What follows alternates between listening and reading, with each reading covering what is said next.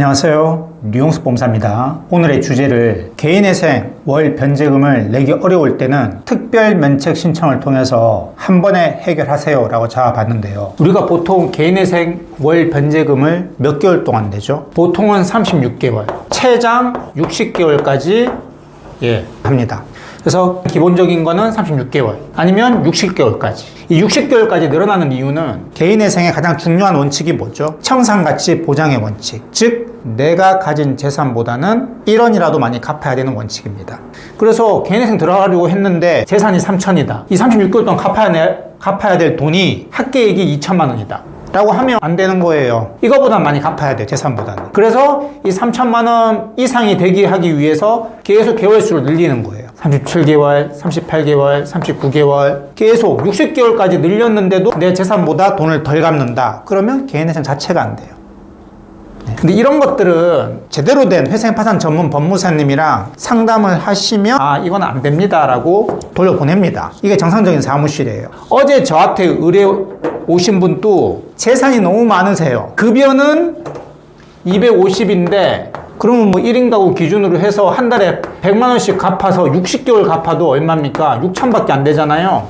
그런데 재산이 다 합쳐보니까 1억 정도 돼요. 돼요, 안 돼요? 이거 안 됩니다. 그런데 저한테 오게 된 계기가 이미 다른 사무실에서 된다 그래가지고 결제까지 하셨더라고요. 결제까지 하셨는데 내 유튜브를 우연하게 보고 확인받고 싶어서 오신 거예요. 근데 제가 이거 안 된다 그랬죠. 근데 그쪽 사무실에서 왜 됐냐고 얘기하냐고 나보고 묻더라고요. 누구랑 얘기하셨냐고. 거기 사무장 얘기했대요. 무조건 된다 그랬대요. 내가 그랬어요. 안 되면 선생님이 낸 수입료 2배로 돌려줄 수 있느냐고 물어보시라고.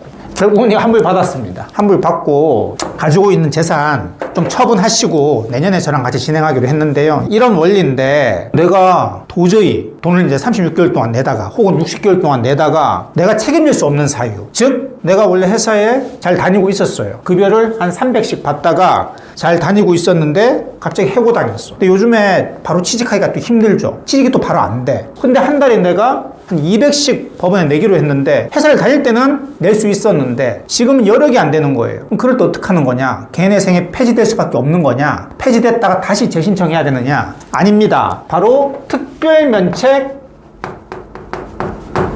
제도가 있습니다. 말 그대로 특별한 경우에 면책시켜준다는 얘기인데 즉 원래는 36개월, 최장 60개월 동안 월 변제금을 다 납부를 해야지만이 면책이 되지만 이 특별면책은 내다가 도중에 면책시켜버립니다. 되게 엄격하게 보겠죠. 첫 번째는 제가 좀 전에 언급해드린 것처럼 책임질 수 없는 사유로 더 이상 월 변제금을 납부하지 못하게 될 때입니다. 이런 경우에는 대부분 해당이 돼요. 갑자기 실직당하거나 혹은 사고가 나서 일을 못하게 되거나 혹은 내가 개인회생 신청할 때는 홀몸이었는데 신청 후에 결혼을 해서 아이를 1명, 2명 낳아버렸다. 그럼 부양가족이 많아지죠. 그러면 처음에 내가 200 낸다 그랬는데 아기가 2명 태어남으로 인해서 부양가족 다 포함시키니까 턱도 없는 거죠. 이게 첫 번째 요건이에요. 근데 이 두 번째 요건이 더 중요해요. 내가 36개월 동안 돈을 이제 갚는다고 얘기를 들면 한 18개월 동안 돈을 갚다가 갑자기 사고를 당해서 일을 못하게 되거나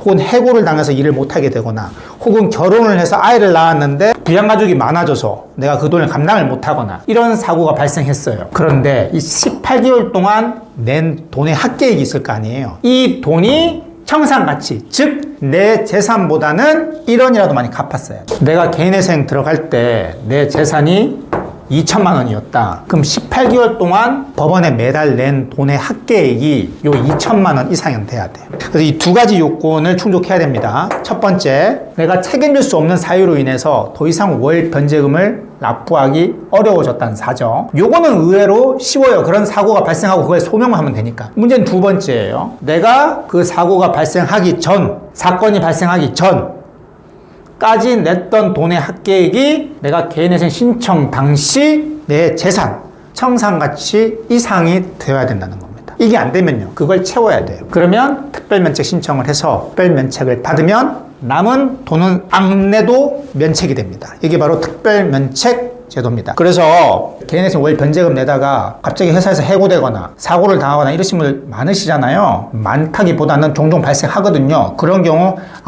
나중에 다시 개인회생 재신청해야 되는구나 라고 생각하지 마시고 바로 회생파산 전문 법무사님이랑 상담을 통해서 내가 특별면책 이 제도의 이점을 활용할 수 있는지에 대해서 검토해 보시길 바랍니다. 지금까지 류홍석 법무사였습니다. 감사합니다.